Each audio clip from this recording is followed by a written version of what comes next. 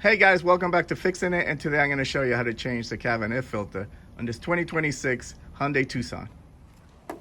Alright guys, open up the glove box, take everything out of here.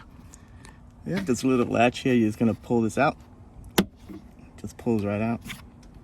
And now you're going to squeeze the sides, this side and this side at the same time, and this whole thing is going to fall down. Squeeze the sides, this drop down. And your filter's in here, you're gonna squeeze these tabs over here, and this comes out. Pull out your filter. There you go. When you install your new filter, just make sure the airflow arrows are pointing down.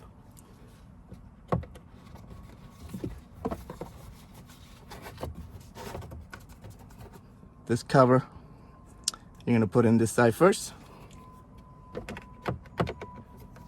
And this clicks in place.